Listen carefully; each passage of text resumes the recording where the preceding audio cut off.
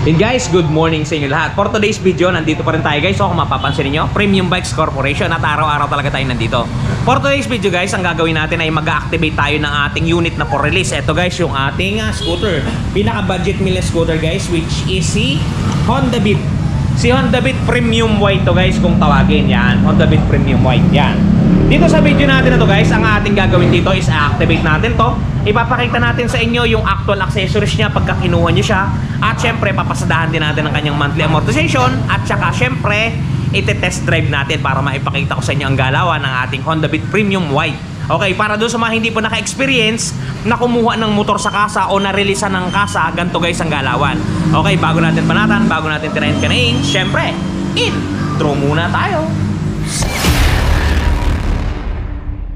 Okay guys, bago tayo mag-proceed sa pag-activate, ipapakita ko muna sa inyo yung mga accessories na tinataglay ng unit para pag kumuha kayo, gantong-ganto guys. Meron na kayong idea kung ano. Hello guys ha, all in all, bagong-bago.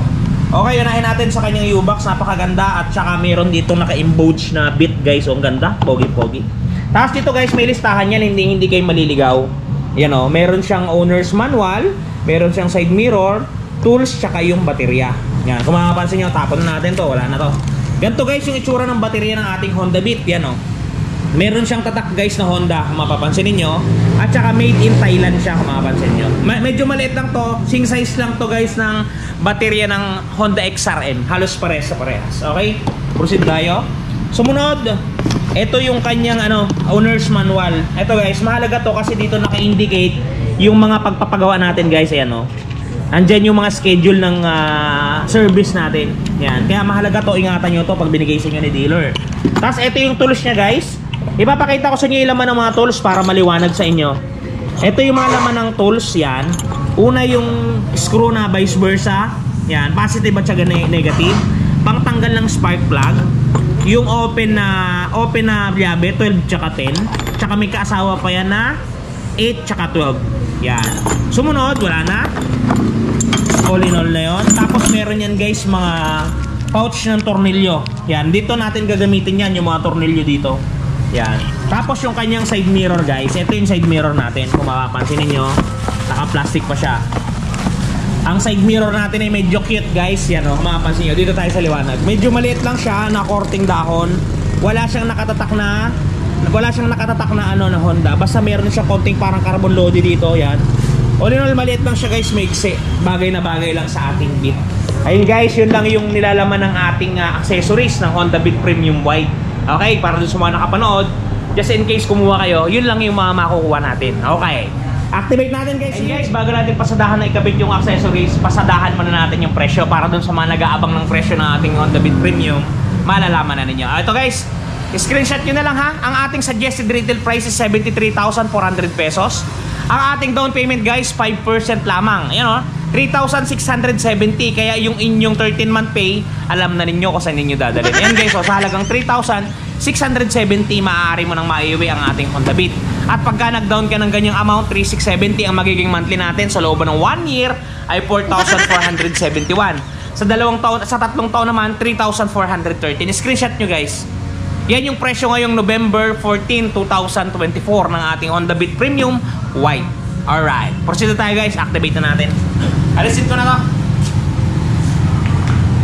Unahin natin ikabit yung kanyang side mirror. Yan.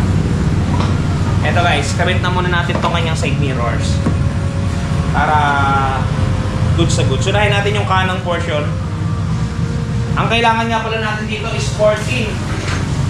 Kailangan natin is 14 mm na open wrench. Ano boss, magandang araw sa'yo. Bye ka. Diretso ka na lang po. Yan. Dito muna tayo sa bandang kanan. Madali lang naman to. Basic na basic. Yan. Ihigpit-higpit nyo lang. Pag kuminto na yan guys, yun na. Siyempre, ilock nyo na. Yan.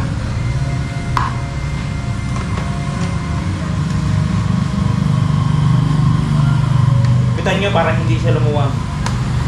Yan. Okay na yun. Dito na tayo sa kaliwa.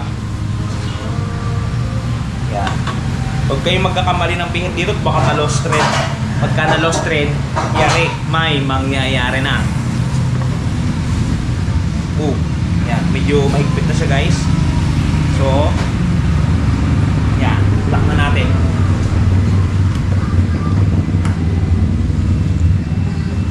Yun, all goods na tayo guys, side mirror.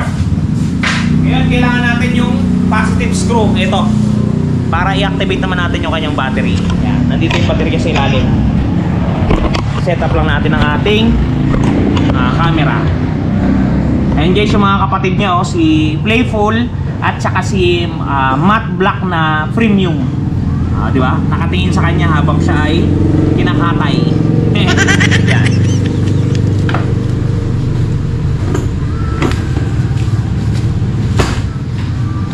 So guys, nandito sa may bandang ilalim yung kanyang, kung makapansin niyo, nasa bandang ilalim yung kanyang baterya. Alam ko may magsasabi na naman dyan na mababasa ng tubig yan. Mali guys, kasi hindi talaga siya mababasa. Hindi talaga, kasi meron siyang ganito, kagaya ng saklik. May takip siya dito, which is hindi kayang pasukin ng tubig to pagka nakaayos ng lagay. Nandito, meron tayong spare dito na fuse yan. At meron tayo dito pantanggal ng fuse guys. Ayan o. Pantanggal ng fuse yan, mga mahahalaga yan. Ayan, ganda guys, hindi mababasa. Nandito yung mga fuse natin guys. Kaya pagka for example may napundi tayong side mirror na hindi gumagana, yan, dito nyo lang i-check, madali lang kasi nandito sila magkakasama lahat. Ito naman yung pang red ng ating check engine. Naka-ready na siya. Ito yung positive at negative. Install na natin guys. Ito na. Dito, ipwesto na natin siya pahiga. Yan, pahiga siyang ganyan. Ganyan yung kanyang galawan. Tapos, ito. Unahin natin yung positive. Yan. I-recta nyo na agad. Huwag nyo nang patagalin.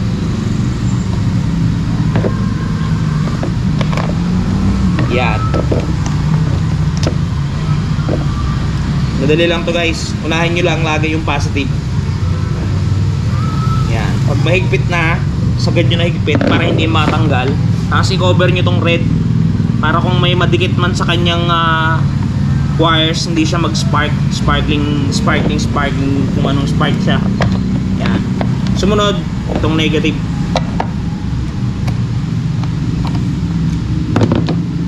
Yan. Oops.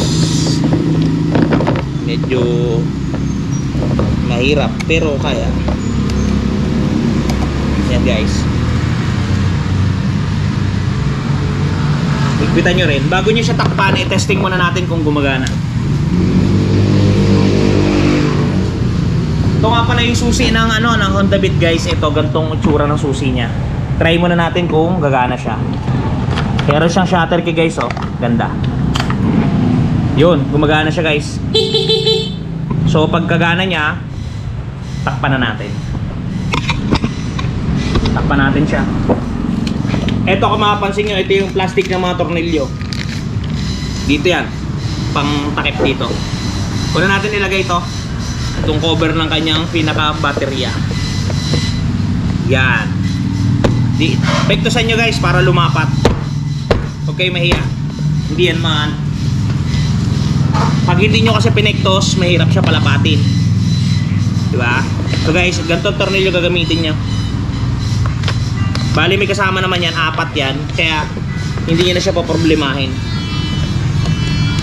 Higpitan nyo lang ng todo. Make sure nyo wala nakaipit na wire ha. Kasi pag may nakaipit, baka masira yung wire, madamage. Yan. Mahigpit na to guys. Hindi na kayang tanggalin basta-basta yan. Tapos ito, yung pinaka main na takip nya. Tapos pinakamaganda nito guys, for example, nabilin nyo na, bilan nyo siya nung rubber matting, yung nilalagay dito.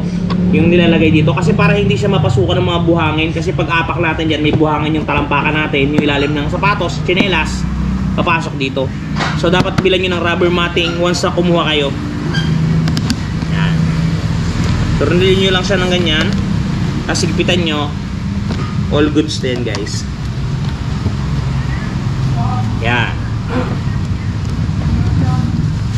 Higpitan nyo para walang kalog. Yan, okay na siya. So ngayon, siya naman ay ating lagyan ng gasolina para ma-activate. Napakainit. Guys, lagyan na natin siya ng gasolina. Dumating na igas natin at nandito na rin yung client natin. Yan, si Sir at saka si Ma'am. Yan, mga suki natin dito yan sa Premium Bikes. Shoutout po kayo. Yan, naiya sila guys. So guys, yung warranty natin, sabihin muna natin kay cashier.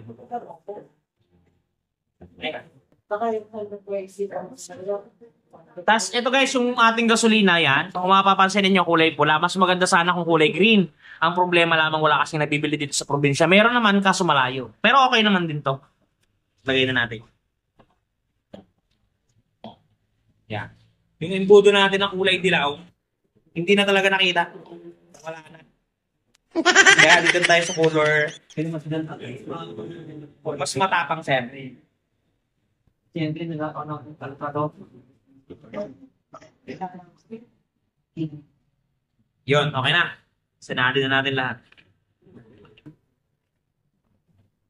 Ngayon guys, ipaandar rin na natin siya para marinig din niya.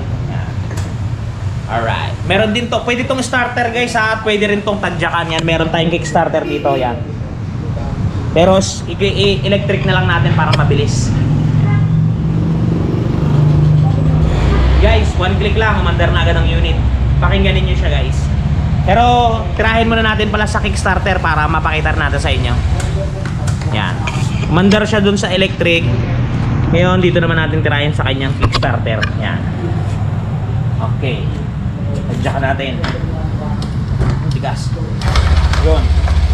Okay din siya guys. Both kick at saka electric gumagana. Yan. Pakinggan niyo yung andar niya guys. Yan o. Umaandar na yan. Yan. Kita niyo yung ilaw niya. LED. Yan. Ito yung tunog niya guys. Pakinggan niyo. Yan. Napakaganda ng andaran guys. Napakapino. Diba? Goods na goods. O, diba? O, ngayon guys, i-test ride naman natin ang unit. Yan, para bago natin ibigay kila ma'am, kung may problema man siya ay masabi na natin o malaman na natin. I-test ride natin guys sa labas. Yan. You know. Yan, mga Honda Beat lovers dyan, guys. Kuha na kayo. Test ride natin. And guys, hindi na tayo mag-helmet gawa. Nandito lang tayo sa gilid para maipakita ko lang sa inyo yung galawan ng ating Beat. Yan guys. Okay, yan guys, dinadrive natin ang Honda Beat. Medyo maliit siya pero cute. Yan o. Ganda guys. Ang sarap niya drive-in, napakaluwag at napakagang drive-in. Napakagaan imaneho. Yan guys, nasa 20 tayo ngayon, 20 kph. Yung legroom niya, yan, napakaluwag din guys. Ang height ko nga pala ay 5'6". Pero yan o, makapansin nyo maluwag yung legroom. Goods sa goods. Ang ganda guys. Talaga namang kumuha na kayo at may mangyayari na. Pagka kumuha kayo ng Honda Beat, buhay na buhay, gigil na gigil at galit na galit. Yan guys, so napakaganda. Kaya kung ako sa inyo, kumuha na kayo guys. Yan o. Goods sa goods. Goods item. Yan guys, balik na tayo guys sa branch natin. At nandun na yung customer, hinihintay niya na para ma-release na natin sa kanya. Napakabilis lang guys mag-release ng unit. Sinasabi ko sa inyo, hindi kayo matatagalan. 15 minutes lang, talaga namang makukuha na ninyo. Yan guys, pasok ulit tayo sa loob para dun sa pagbibigay natin ng unit kila ma'am. Yan guys. Yun guys, bali nakalis na yung customer natin. Ganun lang kadali ang pagre-release dito. Yan guys, take note ha, pagka kumuha kayo ng unit dito, bago kayo umalis sa branch, i-double check nyo kung goods na sa inyo yung unit. Ngayon kung may problema, pwede ninyong isang gunay o pwede kayong mag-change unit. Basta i-check nyo bago kayo umalis. Kasi once na nakatalikod na kayo, hindi na natin pwedeng palitan yan. Bagkos, warranty na lang pagka mayroon tayong na-detect na kanyang problema. Yun guys, shoutout nga pala natin yung mga tropa natin at mga solid subscriber natin dyan. Unahin natin si, wait lang sir ha, meron tayong listahan. Okay, si Sir Yan 619, shoutout po sa Sir Yan. At kay Sir Floyd Galaus, shoutout po sa Sir Floyd Galaus. Kay Sir Mark Montible, yan, solid na solid, shoutout po sa inyo. Kay Sir Fix and Review, shoutout po sa inyo. Dun sa mga gusto mag-subscribe, mayroon pong YouTube channel yan sa Sir Fix and Review patungkol po sa mga electronics. At dito po kay Sir solid na solid, Ruben Mendoza, maraming salamat po sa iyo Sir Ben. At dito po kay Sir Michael Balistoy, shoutout po sa iyo ng Kuwait, shoutout po, ingat po kayo yan palagi. Kay Sir Lennon Garcia, shoutout po sa inyo. kay Sir Emiliano Gubat, shoutout po sa inyo, kay Sir Bebot Mahilom, Sian Mark Hernandez, shoutout po sa inyo. At dun sa mga magpapa-shoutout pa po, shoutout po sa inyo lahat. Yun guys, dun nga pala guys, sa mga namang problema. Just for example, nagkaroon ng gasgas yung inyong mga motorsiklo.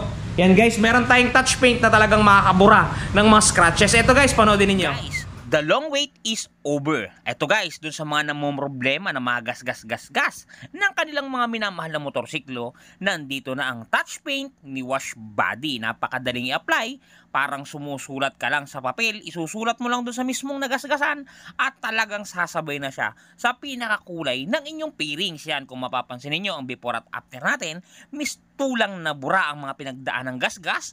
Ang mga natamo na hindi sinasadyang galos ay mistulang na bura. Yan, kung mapapansin niyo, halos bumalik talaga sa original. Guys, pati pag-package nila nito papunta sa mga lugar ninyo ay talagang napaka-safety. Kung mapapansin niyo, talaga namang safe na safe ang package na bibili nyo sa kanilang Shopee Shop. Kaya kung ako sa inyo, try nyo na ang touch paint ni Wash Body. Yun guys, napaka-epektibo at napakamura niyan. Paano kayo makakabili? Meron tayong description box. I-click nyo lang yung link, didiretso na kayo sa kanilang Shopee Shop. Napakaraming item na mabibili dyan guys. Touch paint. Meron din tayong pangpakintab dyan, yung pang-polish. At saka meron din tayong mga panglinis bago pinturahan. Mamili na lang kayo guys. Napakamura at applicable yan sa lahat ng unit na binibenta natin guys.